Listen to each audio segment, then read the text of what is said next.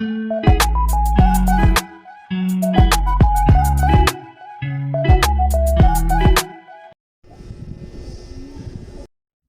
guys, good morning. Ngayon, ang gagawin po natin ngayon ay magluluto po ng sinabawang isda. Di ko na po na-videohan nung bumili na po ako nito. Ito po yung kalbos. Tinanggal ko lang nga po yung mga dahon. Ayan po. At yan po yung binili kong isda. Dalawa po. Di bali po 130 pesos po yan dito sa akin. Hindi ko po alam kung ano pong isda po yan. At titignan nga po natin yung ating pinakulo ang tubig kung kumulo na po. Ayan po, kulo na po. At lalagyan po natin ng asin. Diyan po. Dagdagan lang po natin ng konti. Patapos po ay lagyan po natin ng luya at saka sibuyas. At hiniwa ko na nga po yung isda. Ayan po, malinis na po yan. At tignan po natin kung kulo na po. Ayan po, nagkulo na po. Maya-maya po ay ilagay po natin yung isda. Ayan po, ilalagay ko na po. Ayan.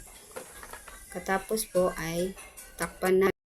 Ayan po, dyan po kami nagluluto. Kahoy lang po yung gamit namin. Tsaka maganda na rin po dyan. At ito na nga po, titikpan po natin yung ating sabaw ng isda. At yun, medyo kulang pa nga po sa asin. Dadagdagan ko lang po ng konti para mas malasa. At ayun na nga po, inuugasan ko na po yung talbos ng kamote. Maya-maya po ay ilalagay po natin yan doon sa huli na po yan. At ayan po, di ko na po na-video ng paglagay niya. Nilagay ko na po yung talbos ng kamote dyan. Haluin lang natin ng konti. Ayun po. Halo-halo lang. Yan yung isda. Chuluto ng isda po dyan. At ayun nga po, buksan po natin. Ayan po, kumulo na po ang ating sinabawang isda. Ayan po. At ayan po, ay sunod po natin, lagyan natin ng magic sarap, yung pampalasa. Magic sarap, baka naman. Joke lang po. At ayan po, imikos-mekos lang po natin. Ayan po. Ayan, parang luto na po.